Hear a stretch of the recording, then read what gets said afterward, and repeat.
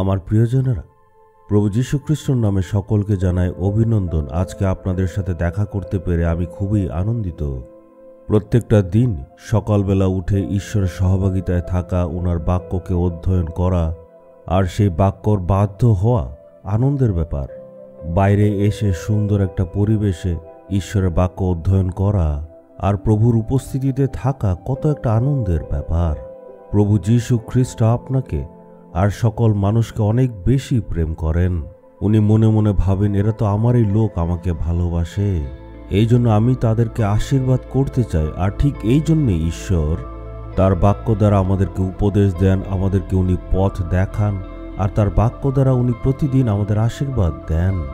প্রভু যীশু শুধু কি খ্রিস্টীয় বিশ্বাসীদেরকে প্রেম করেন? না, উনি পৃথিবীর প্রত্যেকজন মানুষকে একইভাবে প্রেম করেন, কোনো বাছ বিচার নেই। ঈশ্বর তার বাক্যের দ্বারা প্রত্যেক দিন আমাদেরকে প্রতিশ্রুতি দেন, প্রতিজ্ঞা করেন, উনি আমাদের উপদেশ দেন, আমাদের প্রার্থনা শুনেন। ঈশ্বর নানাভাবে আমাদের সঙ্গে আচরণ করতে চান। আজকে ঈশ্বরের বাক্য থেকে আমরা একটা আজ্ঞা পেয়েছি।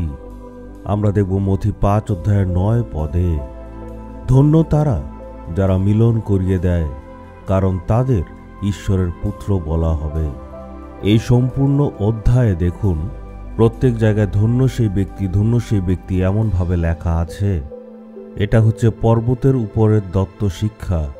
আমাদের ভারতের রাষ্ট্রপিতা মহাত্মা গান্ধী এই পদ দ্বারাই প্রভাবিত হয়েছিলেন।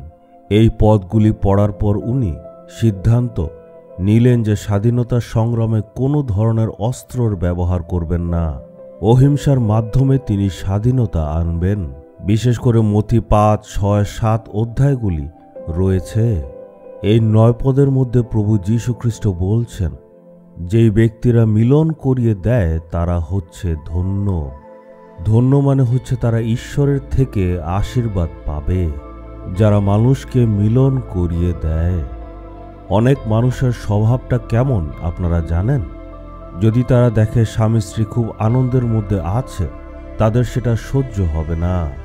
অনেকে পিতামাতা ও সন্তানদের মধ্যে অশান্তি তৈরি করে, এমন বিষ ওরা ছড়ায়, পুরো শান্তি চলে যায়।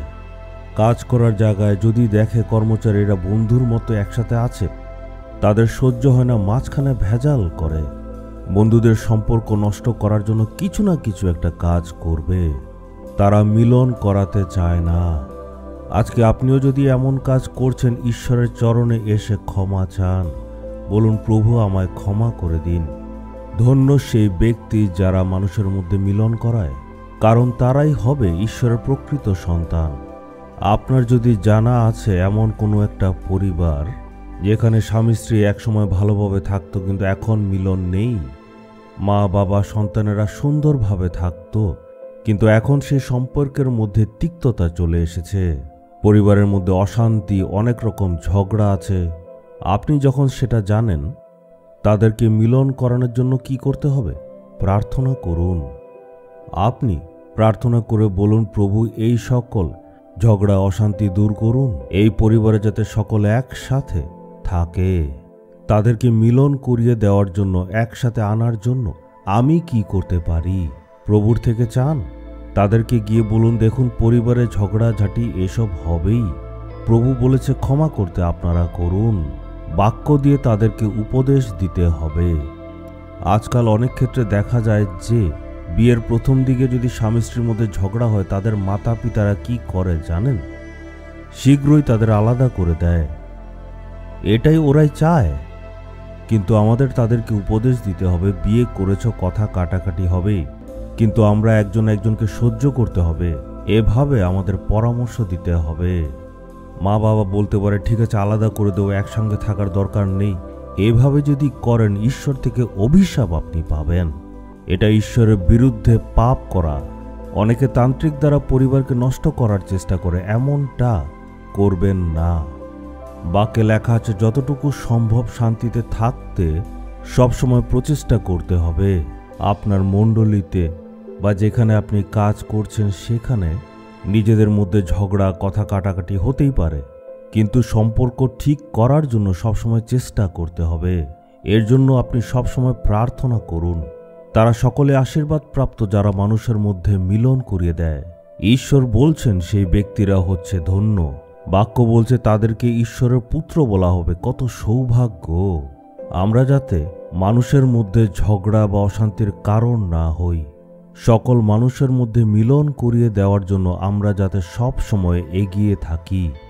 আমরা যদি লক্ষ্য করি যে দুজন মানুষের মধ্যে অশান্তি চলছে, তাদেরকে মিলন করিয়ে দেওয়ার জন্য আমরা সব সময় চেষ্টা যাতে করি, তখন ঈশ্বর আশীর্বাদ করবেন, কারণ এটাই হচ্ছে সদাপ্রভুর ইচ্ছা। চলুন আজকে আমরা প্রার্থনা করি। হে প্রভু, আমি চাই যাতে এখন থেকে মানুষের মধ্যে আমি মিলন করাতে পারি। আমি যেখানে কাজ করি বা থাকি বা ব্যবসা করি বা পড়াশোনা করি, কোনো জায়গাতে যাতে আমি মানুষের মধ্যে ঝগড়ার কারণ না হই। আপনি যদি এমনভাবে প্রার্থনা করেন, হে ঈশ্বর, মানুষের মধ্যে ঝগড়া মিটিয়ে মিলন করিয়ে দেওয়ার জন্য সাহায্য করুন, এমনভাবে চাইলে ঈশ্বর খুশি হবেন। তখন আপনি বিশেষ আশীর্বাদ দেখতে পাবেন। এছাড়া আপনি সফলতাও দেখবেন। আপনার পরিচিতির মধ্যে কেউ যদি ঝগড়া করে আলাদা আছে, আপনি তাদের জন্য প্রার্থনা করুন, মিলন করাতে চেষ্টা করুন। তখন আপনি দেখতে পাবেন যে তারা দুজন একসাথে মিলে গেছে। প্রার্থনা করুন এবং চেষ্টা করুন, দেখবেন আপনি নিশ্চয় সফল হবেন। চেষ্টা করবেন, হে প্রভু, আমি যাতে এমন মানুষ না হই যে অন্যের জীবনে শান্তি ধ্বংস করে। আমি সবার মধ্যে মিলন করাবো। মিলনকারী রূপে যাতে আমি সব সময় এই পৃথিবীতে থাকতে পারি। আপনি প্রভু আমায় সাহায্য করুন। আমার পরিচিতির মধ্যে অনেকে এখনো ঝগড়ার মধ্যে আছে, তাদের মধ্যে বিরোধিতা চলছে। আমি যাতে তাদের মধ্যে মিলন করাতে পারি। মিলন করানোর জন্য যা জ্ঞান বুদ্ধি দরকার আপনি দিন। সবাই যাতে সম্পর্কে ফিরে আসতে পারে, আমি তাই প্রার্থনা করি। প্রভু যীশু খ্রিস্টের নামে চাইলাম। Amen, amen.